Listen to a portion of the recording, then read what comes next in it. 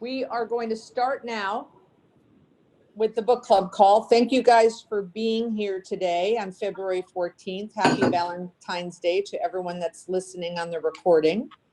And today we are going to be talking about The Year of Yes by Shonda Rhimes.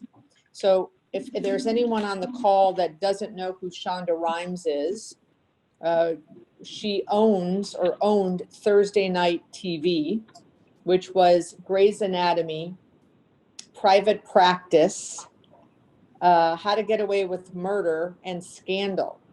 So she was the writer and I believe producer or one of the producers for all of those unbelievably well-known hit shows. And this had been on my list to read for a long time. She wrote it a few years ago, and I just never got around to reading it. And I thought we would include it in this year's book club. And I really, really enjoyed it. I listened to it on the audio, and she read the book herself. And I really like when the authors do that versus when they hire professionals. And I just really enjoyed the book. I know, Greg, did you read the book or did you listen to the book? I read it. And what's interesting is that her emotion and her, the storytelling ability, you can just, in the words that she chooses, it comes through. Mm-hmm. So I it would, listening to the book would be an actually very interesting perspective after reading it. So eventually I'll probably have to go back and listen to it. You can tell, you can tell why she has been able to write those TV shows, because she's really a phenomenal writer. Didn't you think she's a phenomenal writer? Absolutely. It's funny because where she gets her ideas and how she'd always wanted to be a writer, and she describes it. So I make up stuff for a living, and right. It's kind of interesting, and and she does. It's not complicated. She makes fake characters and she puts them in these fake stories, and it all just kind of ties together. Yeah, and they're very relatable. Right, and I think she starts the book saying, "I'm a liar." It kind of takes you off. She goes, "I'm a liar. I've lied my whole life," and you're like, it draws you in right away, and you're like, "What is she talking about?" And then she says, her favorite place growing up was the pantry, and she would hide in the pantry. She had, I think 2 sisters, and she would hide in the pantry making up characters, and she described herself as a nerd, and she lived in fantasy lives. And, the fact that she was able to turn that around and make it a career still blows her mind. And we will come back, I'll come back to different things in the book, but the premise of the book was Thanksgiving morning. She's in her sister's kitchen cooking. She has 1 child at the time. And she's bragging to her sister kind of about all of these invitations she's getting because she's Shonda Rhimes. And her sister turns to her and says, "Well, you'll never accept any of these invitations because you always say no. You're the no girl." And that caught her by surprise. And she goes, "What do you mean by that?" And she goes, "You never say yes." And she thought about it. And I don't know. I'm thinking, I can't remember, Greg, if she ended up going to the White House, and she was at an event at the White House, and it was a she self-analyzed and said, if left up to my desire, I wouldn't have gone to the White House. And it was such a phenomenal experience. Shame on me for not taking advantage of some of these opportunities given to myself. And she goes, "I'm going to take the next 12 months and I'm going to say yes to everything, especially the things that scare me." Like she said yes to speaking at a graduation ceremony at, I guess, where she went to college, which, was, and she goes on to describe, and it's very funny when she's doing this on the audio, is, you know, when she says yes, her immediate reaction is she wants to, you know, go poop. So, you know, I'm going to go have diarrhea when I say yes. So, so throughout the book, she talks about all of the things she says yes to. And what's very funny, or what's very interesting, is near the end of the book, she realizes that as much as she needs to say yes to some things, coincidentally, she has to start saying no to some things. For example, she was engaged to a man and he kept pressing her to pick, you know, set a wedding date. And she realized that in her heart, she just never really wanted to get married. And this was a great guy, and, you know, he fit all of the check marks, but she just didn't want to get married. And so at the end of the book, she comes full circle and says, as much as I, you know, want to say yes, and like she went on on a TV show, what was that lady? The Mindy show. She went on that and had a great time. I think she went on Saturday Night Live and had a great time. Like she spoke to a group of powerful women in Hollywood. She won an award, which she normally would turn down getting an award, and she got to do that. And so as she, throughout the first part of the year, started saying yes and being very scared and wanting to poop every time she said yes, she got more and more and more out of it and getting more engaged in society and with peers. And then it went full circle, and she said, I need to say no sometimes too. So I thought that was just brilliant, that it turned into that. Like, and I always say to people, no is a complete sentence, right? You know, we all get bombarded with people asking us to do things, and our time is very limited.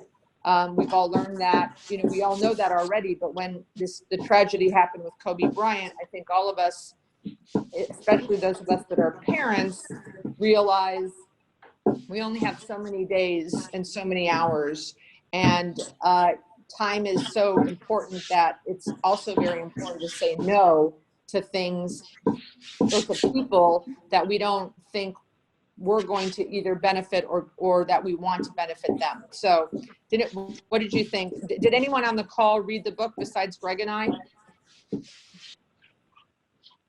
Probably not, right? So Greg, what did you think about that? How the book ended with her having to start to say no? Well, I mean, what it showed is that she can't be that she's not going to be a perfect person. And, you know, when she's all in on one thing, you're going to have to give up on another. And, you know, it talks about, you know, she'd always, you know, as she went through the book, you know, she went through about playing with her kids, and, you know, she would be go, and never have time to kind of sit down for the 15 or 20 minutes, whatever it would take, to go play with her daughter, play dolls and make believe, you know, and that's okay. And, you know, she had mentioned that because she wanted to be at Sandra Oh's last taping of Grey's Anatomy, but she couldn't because she was at a recital of her daughter. And she, like, you know, and she understood and kind of swallowed that. And it's like, you know what, it's okay. I'm going to be okay if I don't do everything for everyone. I'm going to do what's in the best interest of me and what's the best interest of my family. And those are the decisions that I'm going to make, and people will have to deal with it. And right. I just think it's so strong to kind of understand that, right. You know, you can't be everybody's everything, and you just have to, you know, be able and be comfortable in your own and be comfortable with that decision. Yeah, the quote in the book she says, Shonda, how do you do it all? The answer is this: I don't. Whenever you see me somewhere succeeding in one area of my life, that almost certainly means that I'm failing in another area of my life. So I think everyone on the call, whether you read the book or not, we all have that inner balance and frustration, and, you know, how are we going to, you know, make 5 more prospecting calls or be at this closing, or, you know, like, for example, you know, I feel bad. I'm going to be in Nashville for the OAC, the Open Air Conference. And I just found out that my son's Great Gatsby party at school is when I'm going to be there. And it's very frustrating. I wish I could fly home early and go to that Great Gatsby thing. And I'm trying to see if maybe that's a possibility to do, but we can't be, you know, we can't do it all. And, you know, I think that not only, obviously, I think every human being has that challenge, not just people in our industry. And, you know, what's great about our industry for many of us is we are in situations where we can leave early to go to the baseball game and then send emails later at night. That's, you know, one of the reasons when I talk to women who ask me, how are you a single mother and able to succeed in this industry? I think, you know, because we don't have to do an 8 to 6 time clock, that affords us some flexibility.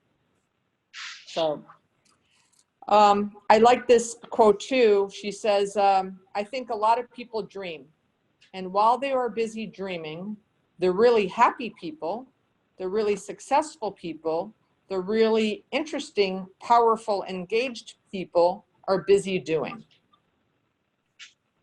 You know, Mario and I went to a college tour yesterday, and his dream is to play professional golf.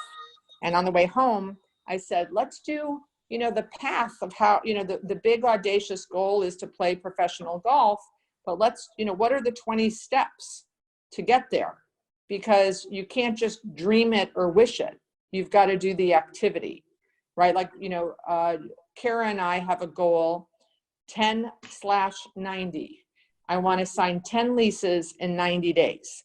This is a big audacious goal because we didn't sign 10 leases in 2019. So, however, yesterday or this morning when I was working on the LOIs that we have out, or the leases we have out, we have 1, 2, 3, 4, 5, 6, 7. We have 8 leases out. Now, will they get signed by March 31st? I don't know. Will they die at the execution table, which has been happening a lot lately for many of us in the leasing field? Maybe. But I don't think that last year we had 8 LOIs, you know, in 6 months, let alone in 6 weeks. But what we did is when we set the goal, we then set the activity to reach the goal, right? We got busy doing. I've literally personally sent out 1,500 Facebook prospects.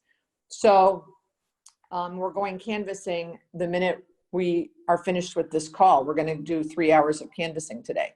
So I love the dreaming versus the doing quote because I think that's crucial for us. Another quote, another thing that I love. Now I have not done this, but next week I'm speaking in Phoenix, and I'm going to do this the morning I speak.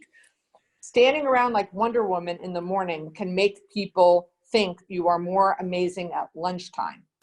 So she says that there is scientific evidence that if you stand like Wonder Woman, you know, hands on your hips, guys, you can do this too, chest back, feet spread for 5 minutes, there's scientific evidence it improves your self-esteem and how others perceive you.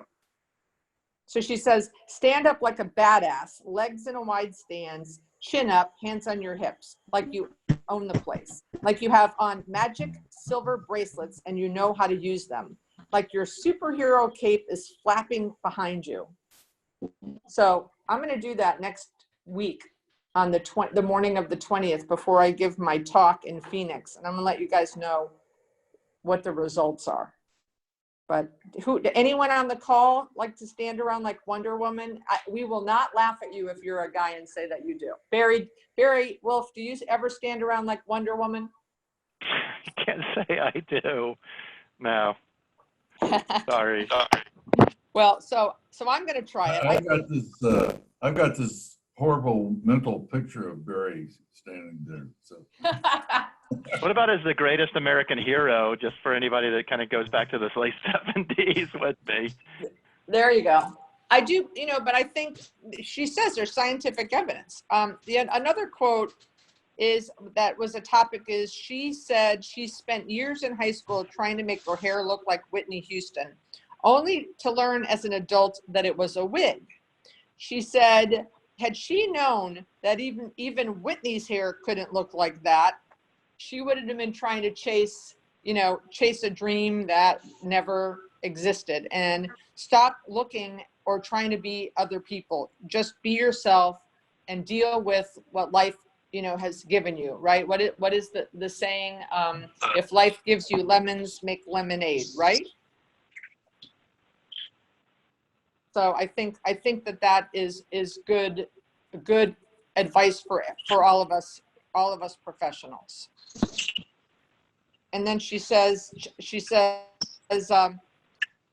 when she said that I'm a powerful woman who knows no powerful women, that she had surrounded herself with people that were not as powerful as she was, or that, and she says she humbly said that, but she said the people that are surround myself with the actors were powerful people, but she didn't surround herself with successful writers, successful producers, and she learned that sometimes she needed to learn from other people too, and she needed to surround herself with people that she could look up to, that were mentors for her, not that she was the only mentor in the room. And I think that for many of us that have reached levels of experience and success in our worlds, and we have a lot of people calling us saying, will you be my mentor, or can I learn from you, or can you share your success tips? Who are we reaching out to? Who are we asking for people to mentor us, or do we no longer need mentors? So I tend to read a lot and watch a lot of podcasts from very successful people that I learn from, that are more, I don't know if you call them celebrity status, but as you guys know, Gary Vaynerchuk, Grant Cardone, those guys. So I think it's important that we continually learn from others.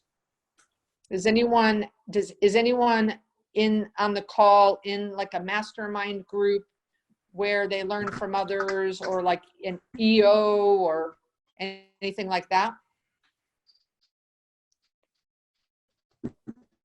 I'm not in like a group, but I mean, I consider these book calls, kind of as a networking group. We're able to share ideas and experiences, and be able to learn from what authors, the good and the bad of what authors are doing. Mm-hmm. And, I get a lot of value out of these conversations once a month. I know a lot of people that participate in multiple book clubs, and, I'm trying to seek out more, because there's just, at least I'm not as well connected in Houston as I think others are perhaps in their specific markets. Now, I've made a pretty strong attempt to connect with others in town, mm-hmm. because I do think it's beneficial. But, I think we should all try to strive to learn more and surround ourselves with those that we believe to be smarter than us. And, she talks about it in the book. She, a best friend, a person that she says is one of her best friends. And, she ultimately discovers that this person was a fake. And, it hurts.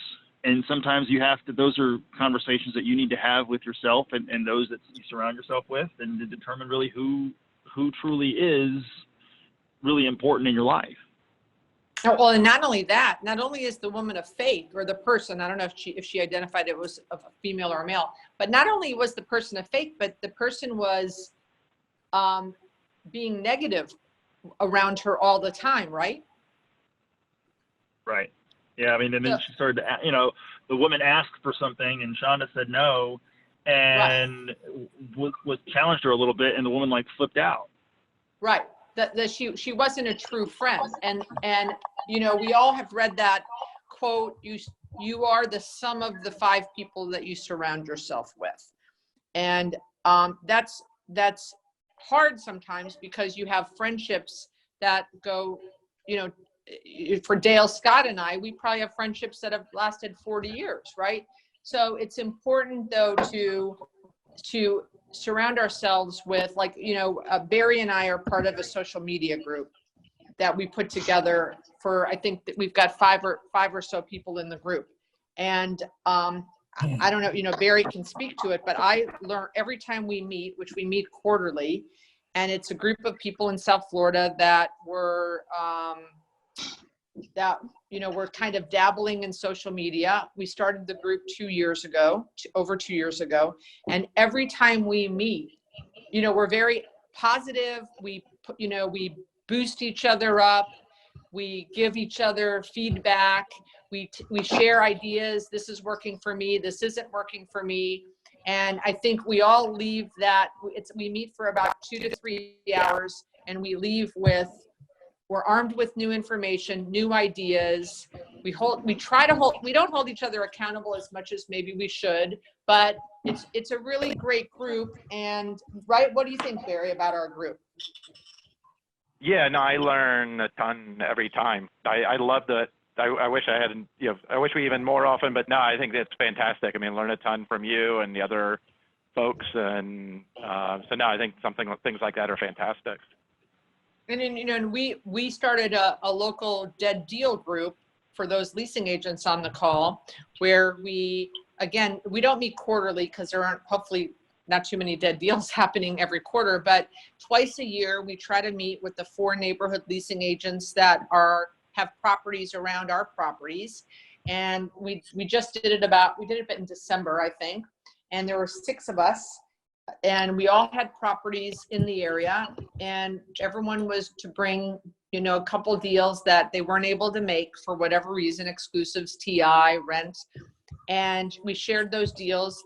Again, remember, this is deals we couldn't do at our particular shopping center, and the other 5 leasing agents in the market, like within the neighborhood, maybe they could call the guy, follow up, and do a deal. But so not only are we sharing prospects that we weren't able to do deals with, that maybe someone else could pick up and run with, we then spent an hour learning about market information, and and people are chatting about things that they're doing or working on, and it's so valuable to have smaller groups.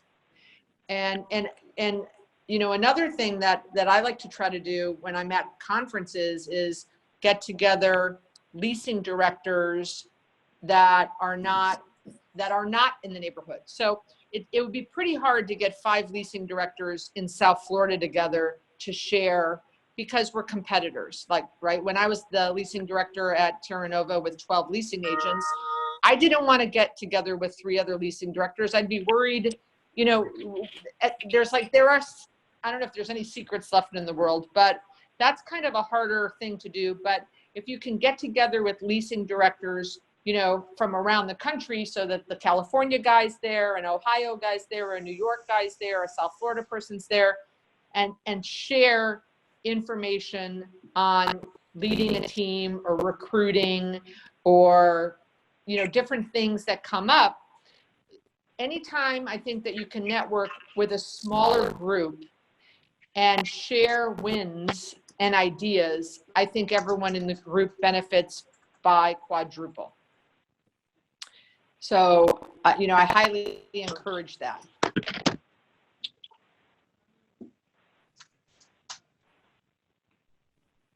I'm trying to look for another quote here. She ends, we're not ending the call, but I'm just at this quote where it says, she ends the book with the Eleanor Roosevelt quote, "You must do the things you think you cannot do," which is, again, great advice in life. Like, hopefully we can lease 10 spaces in 90 days, but you must do the things you cannot do. You must try things that you're afraid to do. Like she says, doing things that are uncomfortable. I'm in the middle of listening to the Jesse Itzler book that we're going to have this summer. I just love him. I just saw him at the Nexus ICSC, and he talks about the seal that lives with him. That's what the book is about. And the seal tells him, he takes him to the gym and he says, go do some pull-ups. So Jesse does like 8 pull-ups. And then he goes, okay, do them again. And Jesse does 6 pull-ups. And then he goes, okay, do them again. And Jesse does 3 pull-ups. So Jesse's going, wow, I did, 17 pull-ups. I'm an animal. And the seal says, we're not leaving the gym until you do 100. And Jesse's like, 100 pull-ups? I can't do 100 pull-ups. And the seal guy says, anytime your brain tells you can't do something, you're 40%. You're at 40% capacity of your brain's stopping you at 40% of your capacity. And sure enough, over the next hour and a half, Jesse would do 1 pull-up and then walk around the gym and do another pull-up and walk around the gym. And in less than 2 hours, he did 100 pull-ups. And he said, that was an unbelievable lesson. I would have paid you, I would have bet you $100,000 I couldn't do 100 pull-ups. So I think that if every one of us picked one thing today and said, I don't think I can do this, but I'm going to set it as a goal and I'm going to try to do it. And that's, the Grant Cardone rule of the 10X, right? Put a goal that is so crazy, it's 10X, and maybe you don't hit the goal, but you'll get close, you'll exceed what a normal goal would be.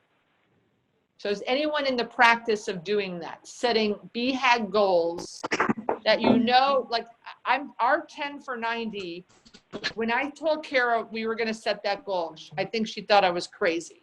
But now, looking at our list on February 14th, we're halfway there and we have 8 LOIs. I think she's pretty excited. Would we have had the LOIs had we not set the goal? I don't know. What do you guys think? Barry, do you set BHAG goals or are you pretty conservative? Aggressive, but I guess I think achievable. So maybe I've actually thought about when I read 10X by Grant, I was thinking that do I literally, so if I've got a goal of X dollars income a year, a number of deals, do I do like he says and just say, F it, and I'm going to set a goal of 10 times that for next year? I mean, maybe I hate to say you don't achieve it, but maybe you don't. But I've thought about it, but no, I haven't done that. So, I mean, I love what you're talking about. It's making me think of some things. I think you should set a 10. I think you should take your income goal. It's only February 16th and 10X it. And then back into what are the activities it's good. Like here's, for example, when we said 1090, the 1090 goal, I said, we both said, what are we going to have to do to get there? And I said, we need to have 5 showings a week. We haven't had 5 showings a week ever since Kara's worked with me. We're probably averaging 3 to 4 showings a week since we set that goal. And then we said, okay, to get 5 showings a week, how much do we have to prospect?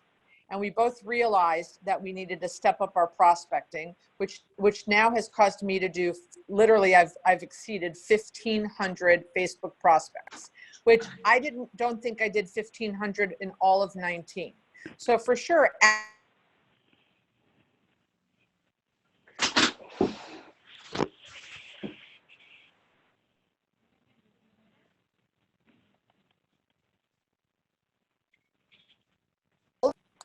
Did I lose you guys? Yeah. For a Back there while. now. You Back got now. Okay. I'm sorry. I'm back. Sorry. By setting crazy goals, then has you do crazy activity to reach those goals. So Barry, I'm challenging you to go back and look at your income goal. It's interesting. I'm a fan of Darren Hardy, and I think you read Compound Effect, if I remember right, Beth, or we were discussing it one time recently. And I've listened to several of his recordings. I've done some of his programs, and he talks about setting that kind of 10X goal. But then don't just basically what you just did. He said he did that with his team, and they said just a ridiculous goal, and they said we can't possibly do that. But then they looked at it like step by step by step, and the first step, like you just said, the first step of your goal of the number of listings or leases is just calls. So you we can make those number of calls, and then okay, you do that, you get the meeting. So it's just taking it step by, small bite by small bite, kind of the old adage, what's the easiest way to eat an Elephant. elephant? Is to bite one bite at a time.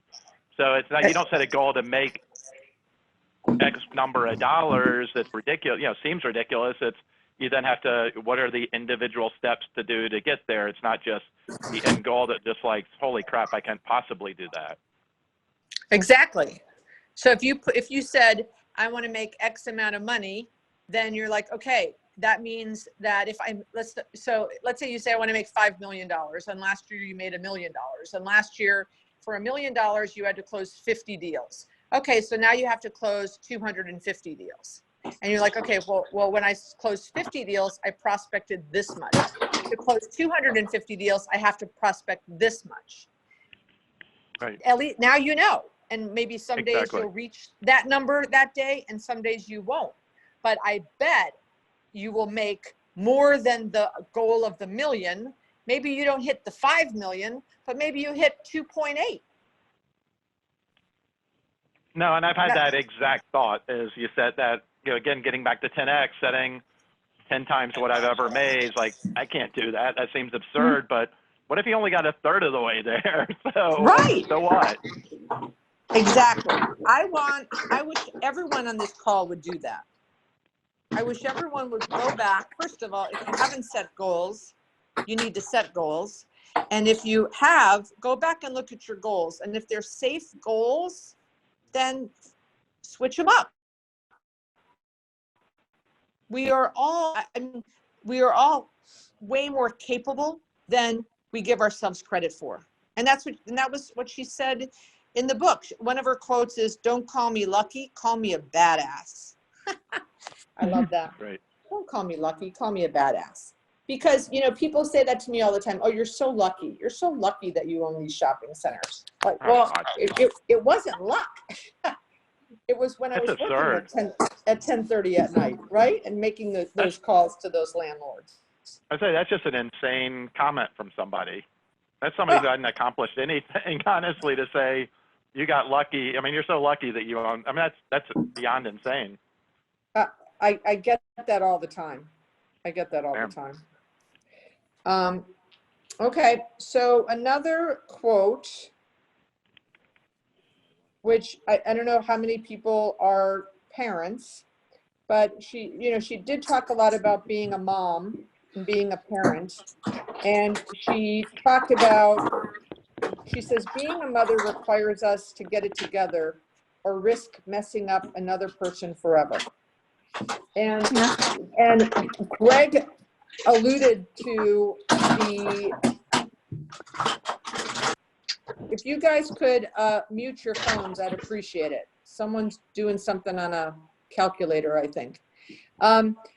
She alluded to that this evening she had a big fancy dress on, a big ball gown, and she goes downstairs to her house, and her daughter's standing at the front door, and the daughter, who's like 4 years old, is handing a little doll and says, "Mommy, do you have time to play?" And she, her initial instinct is, no, I'm walking out the door in my ball gown. Don't you see? I've got to go to a big event. And she took off her heels, plopped down right in the foyer and played. And her daughter was satiated or content with 10 minutes. And that was a big message to her. And I think all of us as parents, that our children just want us to say, yes, I'll play now. And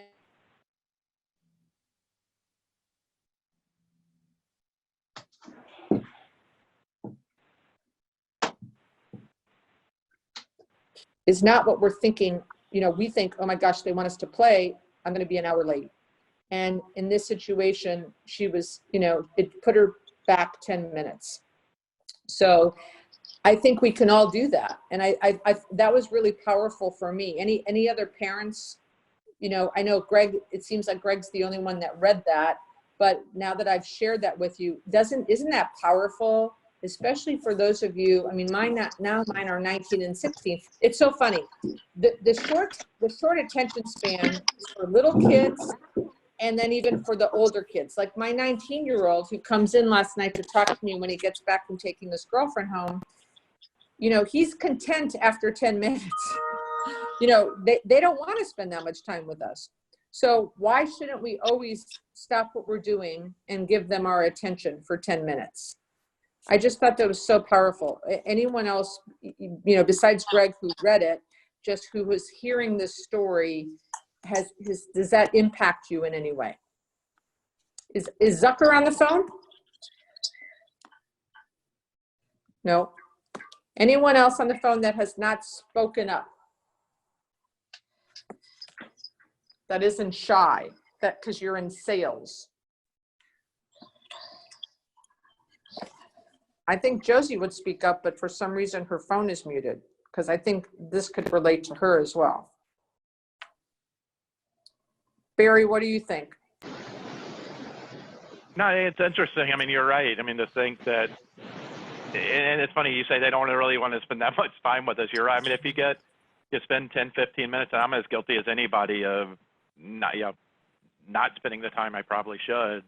But no, that's a great way to look at it. You're right. It's just give them 10 minutes here and there. I mean, it's spending the time and attention. You're right. And again, not trying to be morbid or sad, which today is a sad day for those of us in South Florida, and especially you with your daughter, with Danny's friend losing her friend. I think that how many of those parents, 17 parents, wish they could have those 10 minutes back with their kids, right? Yeah, I was gonna say it's funny. That's really the wrong word, but I mean, our friend Fred and Jamie is his daughter who was tragic, was killed in the shooting that we're close with, and he talks about all the time about he tries to remember, did I give her a hug that day? Did I say I love you as they was rushing out, and just talked about, I always just spending that time, and I make a point of it since then to make sure I do say, see my kid each morning, give her a quick hug, and just, I love you, and and that's just 30 seconds, a minute, and sometimes those are the times you remember. I mean, you certainly never like that, but yeah, we were driving to the bus, and Mario said, "Are you excited? It's Valentine's Day." And I said, "Well, I'm actually, as I'm driving you to school today or to the bus stop today, I'm actually feeling sad, and I'm thinking about all of those parents who that morning, didn't do that." And I was, again, not to stay on the morbid side, I was recently, came from somebody I know that lost a family member. He recently did a phenomenal post on Facebook, and he talked about treasure or cherish the mundane. And he talked about how, I remember going to the games and doing this and that, but I like the mundane moments, the breakfast, the dinners, the lunch, just when we're all rushing or looking at our phones, like, let's just get this dinner over with so we can go about our day. And he said, I missed that I didn't sit down and pay attention to those moments. And I can't say I do that enough either. So I've kind of tried to keep that in my mind, cherish the mundane. And I think that's kind of what you're talking about, is just try to remember those moments, because those are the ones that we really can remember and we miss. Exactly. Okay, let's see. Hey, what Beth, else? it's Mike Corbett. I just wanted to Hi. share.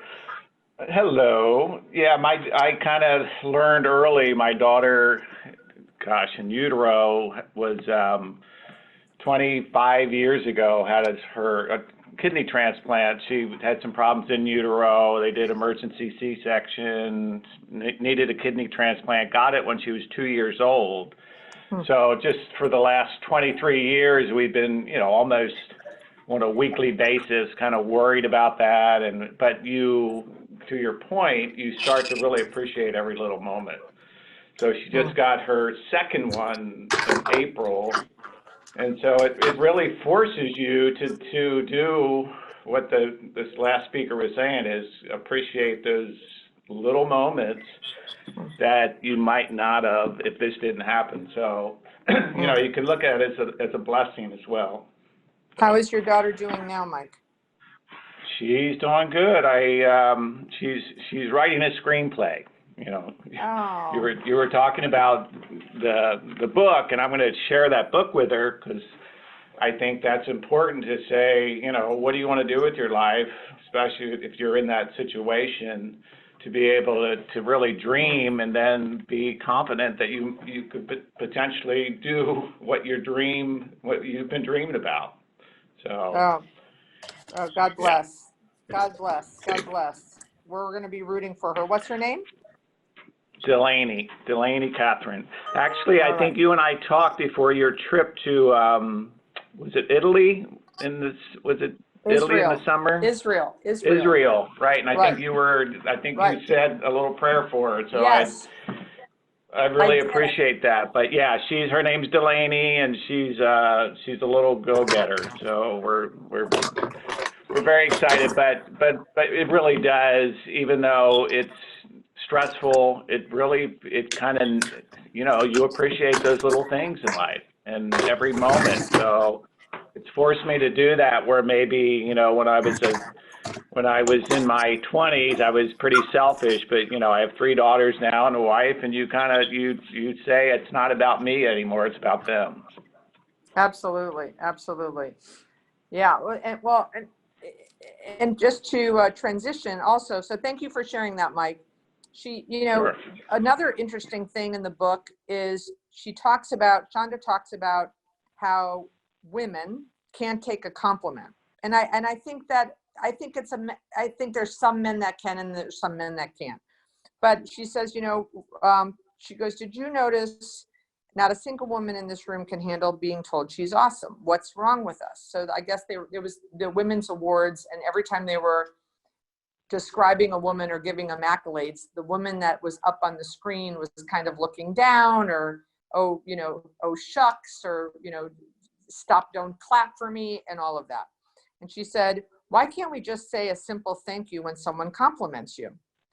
We're known to say thank you, but, and then, it wasn't a lot of work, or thank you, but if, kind of giving someone else credit. And she said, accept the compliment. The person thought enough of you to give one. So anyone on the call have a hard time taking compliments? I don't have a hard time taking compliments. I'll take all the compliments you can give me. But is that anyone else? I mean, do I have any women on the call today, or only my guys? Does anyone have a hard time taking a compliment? Barry, you're pretty humble. You don't like to take compliments. I try to give you compliments, and you say, I got lucky. My tendency is always to kind of, I'm not really good at just like taking a compliment, and then I don't know. It does make me uncomfortable, I think. I don't know why. It does. If I ever got one, I would accept it. Come on, Dale.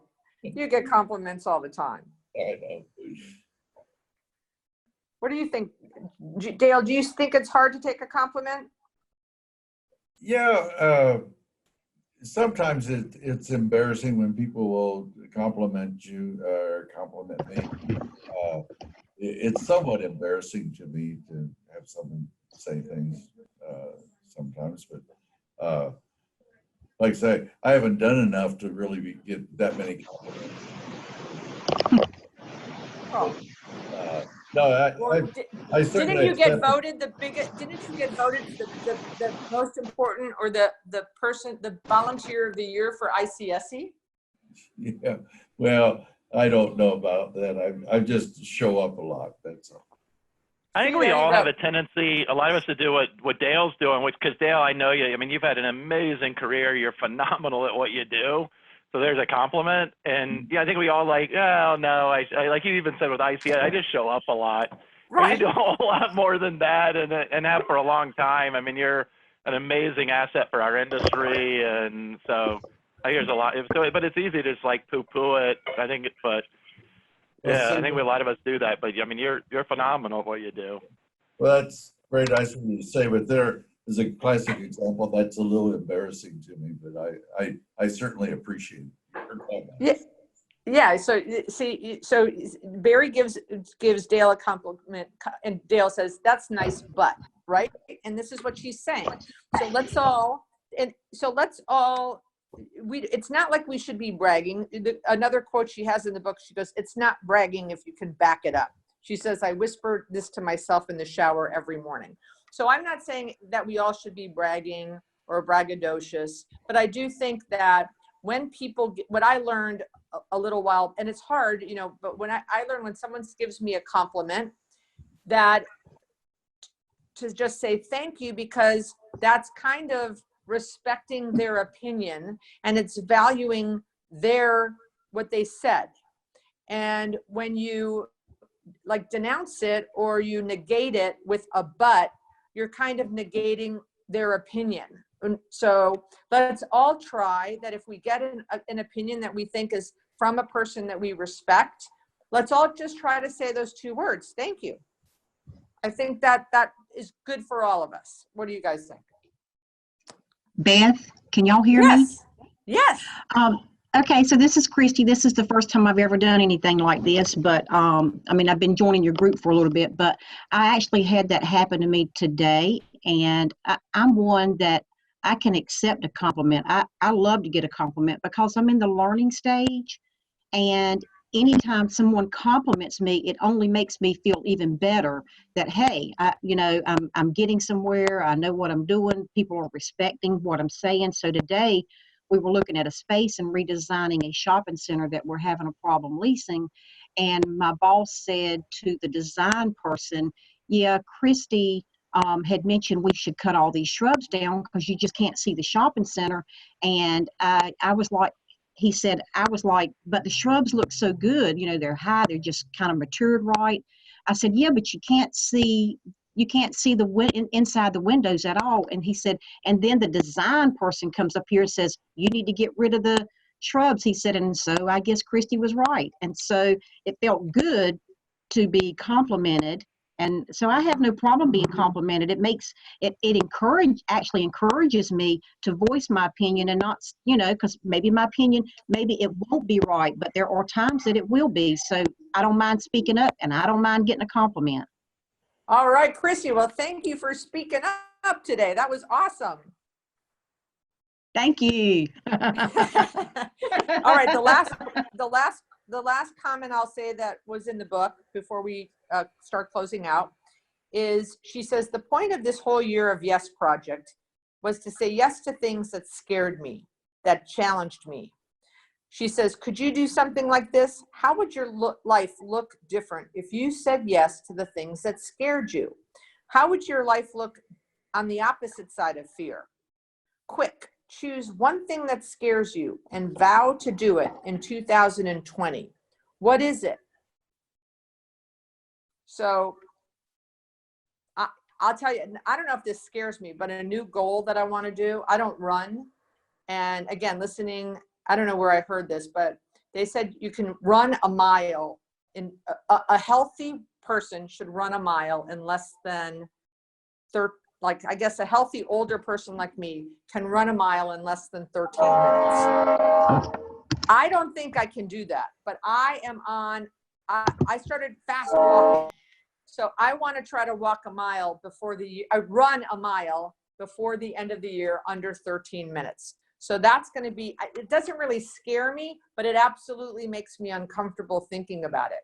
So I hope that all of you guys think about what could you do that scares you and put it on your list and start working on that. Because I do think that when we do things that are uncomfortable, you know, we get into routines and we're not going to grow and learn and improve when we're stuck in routines.